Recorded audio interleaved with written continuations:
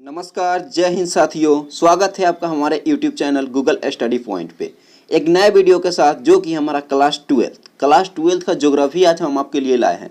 देखिए, अभी तक जो था हमारा ऑब्जेक्टिव क्वेश्चन का सीरीज चल रही थी। आज से हमने लघु उत्तरीय प्रश्न का भी सीरीज स्टार्ट किया है, जो कि मोस्ट इम्पोर्टेंट और VVI क्वेश्चन, जो कि एग्जाम के दृष्टिकोण से काफ़ी हेल्पफुल साबित हो सकती है। साबित हो सकती है क्या? ये साबित होगी ही, क्योंकि ये मोस्ट इम्पोर्टेंट क्वेश्चनों का हमने छांट कर सिलेक्शन किया है, ताकि आपको एग्जाम में काफ़ी हद तक आपको हेल्प कर सके। जो कि ऑब्जेक्टिव का जो सीरीज आपने देख ही रहा है, आज से हमने लघु उत्तरीय का भी सीरीज स्टार्ट किया है। जो कि अभी तो हम फिलहाल आपके लिए लघु उत्तरीय का 5 क्वेश्चन का चुनिंदा 5 क्वेश्चनों का कलेक्शन करके उसका विद आंसर एंड डिटेल के साथ हम आपको क्वेश्चन क्या है, डिटेल के साथ आज से हम आपको लघु उत्तरीय का देने जा रहे हैं। जो कि ये देखिए, आप 12th ज्योग्राफी के साथ साथ अगर आप बीए अगर ज्योग्राफी से ग्रेजुएशन कर रहे हैं, या तो आपको ऑनर्स पेपर में हो या सब्सिडरी पेपर में हो, इन सारी चीज़ों को आप इन चीज़ों से पढ़ के आप ज्योग्राफी का ग्रेजुएशन का भी तैयारी एकदम अच्छे से कर सकते हो। जिसका हम चलिए स्टार्ट करते हैं वीडियो को बिना देरी किए हुए। देखिए, जिसका फर्स्ट क्वेश्चन है हमारा। हाँ, क्वेश्चन देखने से पहले अगर आप हमारे चैनल पर नए हैं तो आप चैनल को सब्सक्राइब कर सकते हैं, ताकि आपको समय टू समय हमारी वीडियो अच्छे तरीके से अच्छे टाइम पे मिलता रहे। चलिए, जिसका फर्स्ट वीडियो है स्टार्ट होता है क्वेश्चन नंबर 1 से। क्वेश्चन 1 कह रहा है कि मानव भूगोल के विषय क्षेत्र पर टिप्पणी लिखिए। क्या है हमारा क्वेश्चन? कि मानव भूगोल के विषय क्षेत्र पर टिप्पणी लिखिए। ये हमारा फर्स्ट क्वेश्चन है, जो कि लघु उत्तरीय प्रश्न है। मानव भूगोल के विषय क्षेत्र पर टिप्पणी लिखिए। चलिए, इसका उत्तर देखिए। उत्तर क्या कह रहा है कि अमेरिकी भूगोल शास्त्री फिंच, क्या है, अमेरिकी के जो भूगोल शास्त्री है फिंच और ट्रीवार्थ ने मानव भूगोल की विषय वस्तु को मुख्यतः 2 भागों में बांटा है। क्या बांटा है? मुख्यतः 2 भागों में बांटा है। अमेरिकी भूगोल शास्त्री फिंच और ट्रीवार्थ ने मानव भूगोल के विषय वस्तु को मुख्यतः 2 भागों में बांटा है। जिसका हमारा 1 नंबर भाग है भौतिक तथा प्राकृतिक पर्यावरण, और 2 नंबर है सांस्कृतिक अथवा मानव निर्मित पर्यावरण। अब देखिए, इन दोनों का लक्षण क्या है? लक्षण जो कि हमारा फर्स्ट का भौतिक या प्राकृतिक पर्यावरण, इसके लक्षण निम्नलिखित है। इसके लक्षण एवं गुण क्या है? भौतिक एवं प्राकृतिक पर्यावरण के। देखिए, इसका ए नंबर लक्षण है, भौतिक एवं प्राकृतिक पर्यावरण के ए नंबर लक्षण है। इसके अंतर्गत भौतिक लक्षण जैसे जलवायु, धरातलीय उच्चावच एवं अपवाह प्रणाली आदि का अध्ययन किया जाता है। क्या? भौतिक या प्राकृतिक पर्यावरण, इसके अंतर्गत क्या होता है? भौतिक लक्षण जैसे जलवायु, धरातलीय उच्चावच एवं अपवाह प्रणाली आदि का अध्ययन किया जाता है। इसका बी नंबर लक्षण है प्राकृतिक संसाधन जैसे मृदा, खनिज, जल, वन एवं वन्य प्राणी आदि भी भौतिक पर्यावरण के अंग है। ये सब क्या है? जल, खनिज, मृदा, ये सब क्या? वन्य प्राणी आदि भी भौतिक पर्यावरण के ही अंग है।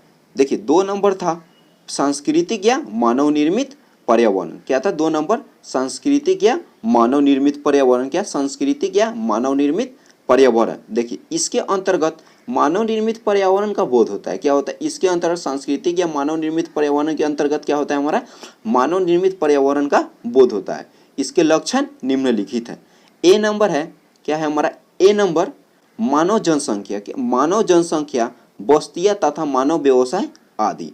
मानव बस्तियां, मानव जनसंख्या, मानव बस्तियां तथा मानव व्यवसाय आदि आते हैं। बी नंबर है विभिन्न उद्योग, अलग अलग प्रकार के उद्योग, कृषि, पशुचारण, परिवहन, संचार आदि भी इसी में शामिल है। ये देखिए, क्वेश्चन नंबर 1 था हमारा क्या कि मानव भूगोल के विषय क्षेत्र पर टिप्पणी लिखिए। ये हमारा इसका फुल डिटेल के साथ हमारा आंसर हुआ, जो कि हमने एकदम इजी तरीके से और इजी रूप में इसका जो कि भाषा लैंग्वेज को हमने इजी कर करके लिखा है, ताकि आप अच्छे से एक बार इसको पढ़ लो और या इस वीडियो को एक बार सुन लो तो आपको वो अच्छे से समझ में आ जाए। अगर ये इसका PDF अगर आपको चाहिए तो आप हमको कमेंट कर सकते हो, जिसका हम PDF लिंक भी आपको हम दे देंगे, जहाँ से आप केवल PDF देखकर भी आप इसको पढ़ सकते हो, फेयर कर सकते हो। आपकी जैसी मर्जी वैसे आप पढ़ सकते हो, या आप इस वीडियो को भी देख देख के पढ़ सकते हो। चलिए, क्वेश्चन नंबर 2, प्रश्न नंबर 2 हमारा कह रहा है कि विश्व में उच्च जनसंख्या घनत्व वाले अनेक क्षेत्र है, ऐसा क्यों? देखिए, क्वेश्चन हमारा आ रहा है कि विश्व में उच्च जनसंख्या घनत्व वाले अनेक क्षेत्र ऐसा क्यों? देखिए, अक्सर ऐसा देखा जा रहा है विश्व में कि कहीं कहीं बहुत ऊंची जनसंख्या घनत्व है। अब उस वही प्रश्न कर रहा है कि हमारा ऐसा क्यों है? तो देखिए उसका उत्तर कह रहा है कुछ क्षेत्र वास्तव में सघन बसे हैं। क्या है? कुछ क्षेत्र वास्तव में, ये सच बात है कि कुछ क्षेत्र जहाँ है वहाँ बहुत ही सघन है, जनसंख्या है। कुछ क्षेत्र वास्तव में सघन बसे हैं। इसका आर्थिक कारण जैसे खनिज, नगरीकरण तथा औद्योगिकरण है। अच्छी नागरिक सुविधाएं, क्या है? अच्छी नागरिक सुविधाएं तथा नगरीय जीवन, क्या शहरीय जीवन लोगों को आकर्षित करता है। इसलिए विश्व के अनेक ऐसे क्षेत्र हैं जहां खनिज भंडारों की विद्यमानता, नगरीकरण सुविधा तथा औद्योगिकरण के कारण सघन बसे।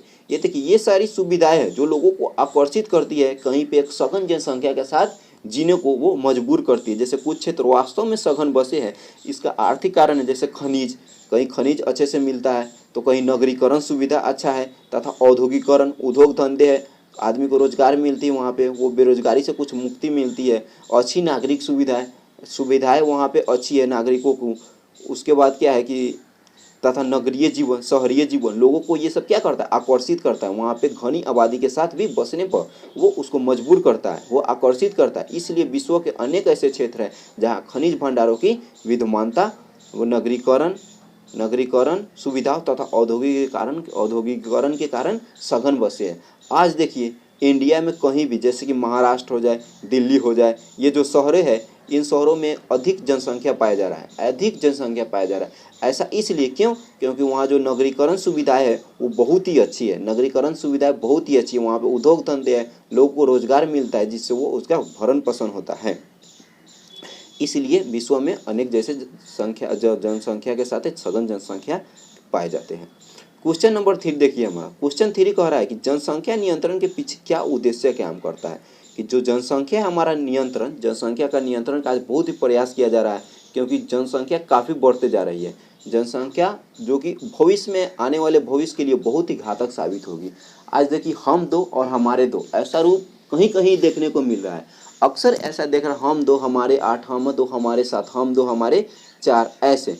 जनसंख्या नियंत्रण के पीछे क्या उद्देश्य काम करता है, वही हमारा क्वेश्चन कर रहा है, जिसका उत्तर है जनसंख्या नियंत्रण का उद्देश्य बच्चों के जन्म में अंतराल रखना है। अंतराल मतलब डिस्टेंस मतलब समय समय पर क्या है कि बीच में गैप दिया जाए। जनसंख्या नियंत्रण का उद्देश्य बच्चों के जन्म में क्या रखना है? अंतराल रखना है। इसकी भूमिका निम्नलिखित है। अब देखिए बच्चों के जन्म में अंतराल रखिएगा तो उसकी बहुत सारी भूमिकाएं हैं, उससे बहुत सारी फायदे हैं जो कि हमारा निम्नलिखित है।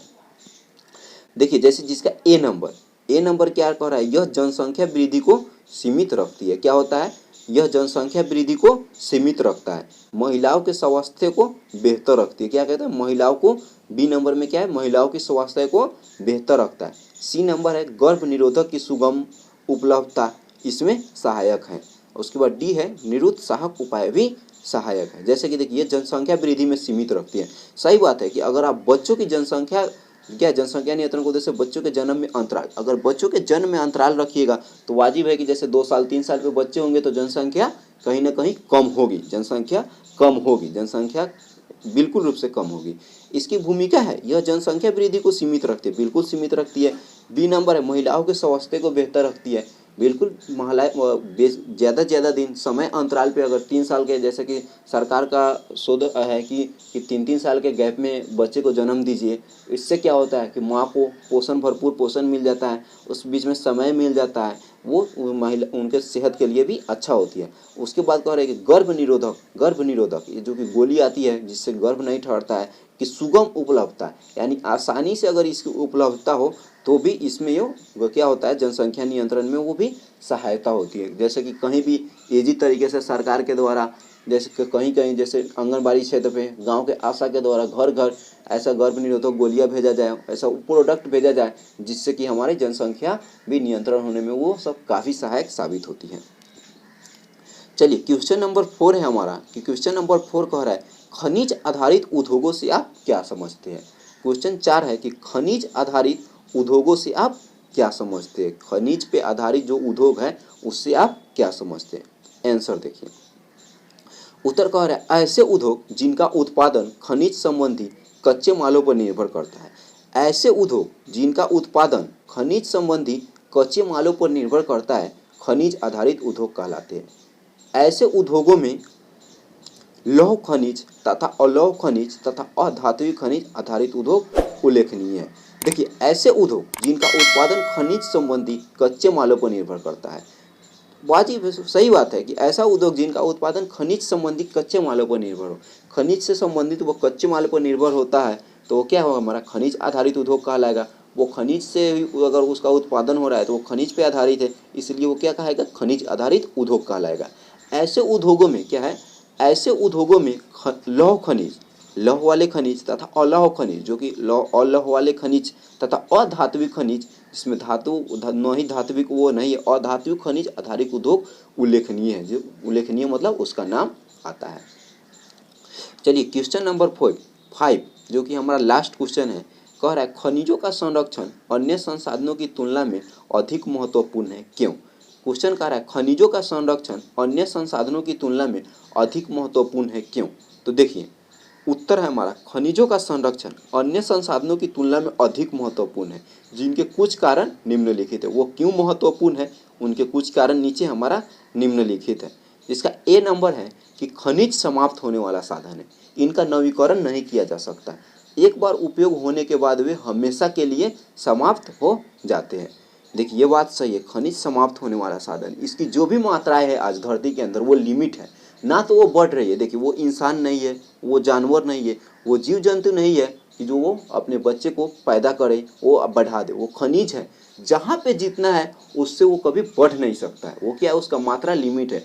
अगर आज आप जहाँ बैठे हो वहाँ पर अगर मानते हो वहाँ पे 1 केजी सोना है, तो ऐसा नहीं है कि भविष्य में वो क्या हो जाएगा, 1.5 केजी सोना हो जाएगा, 2 केजी सोना हो जाएगा। वो क्या है, हमारा लिमिट है, फिक्स है। जितना है उतना ही में हमको देखना है, अपने आप को भी देखना है, अपने आने वाले भविष्य को भी देखना है। तो इसलिए खनिज समाप्त होने वाले साधन है, इनका नवीकरण नहीं किया जा सकता, यानी इसको फिर से नया रूप इसका कभी नहीं दिया जा सकता है। एक बार उपयोग होने के बाद वे हमेशा के लिए समाप्त हो जाते हैं।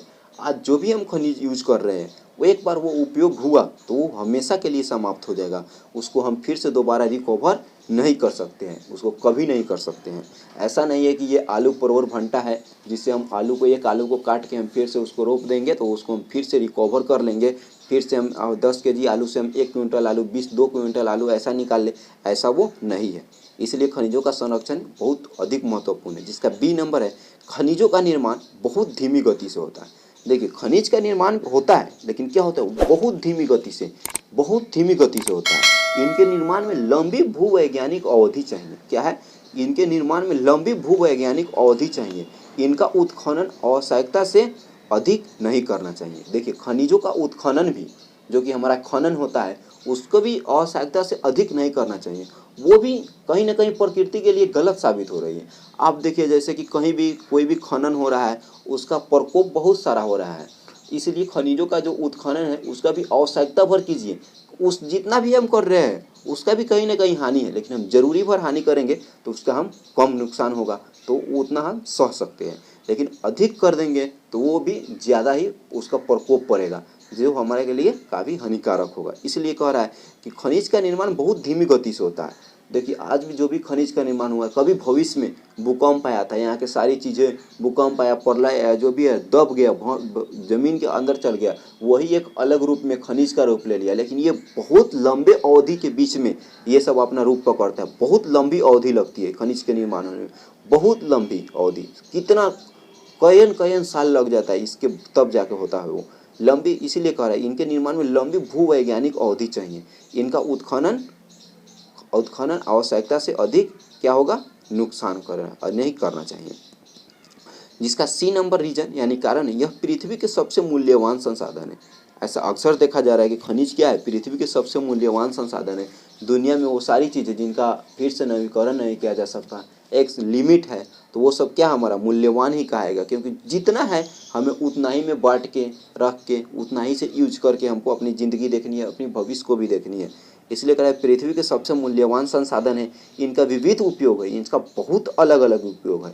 इनका वितरण भी असामान्य है, इनका वितरण जो कि असामान्य है, जिसका कोई लिमिट नहीं है वितरण, जिसको जितना चाहिए उतना अभी भी मिल रहा है। इसका ये वितरण क्या है, असामान्य। ऐसा नहीं है कि हाँ भाई फिक्स है आपको अब इतना ही मिलेगा, ऐसा रहता तो कहीं ना कहीं जितना है उसको हम अच्छे ढंग से यूज करके कुछ काफ़ी समय तक यूज कर सकते हैं। लेकिन अभी इसका खनिजों का वितरण क्या है, असामान्य है, कोई सामान्य नहीं है, जिसको जितना मन वो उतना ही यूज कर ले रहा है, असामान्य। अतः इनका संरक्षण अति आवश्यक है। इसका क्या है, संरक्षण अति आवश्यक है, ताकि हमारी भविष्य सब अच्छे से गुजर सके। इसीलिए खनिजों का संरक्षण अन्य संसाधनों की तुलना में अधिक महत्वपूर्ण है।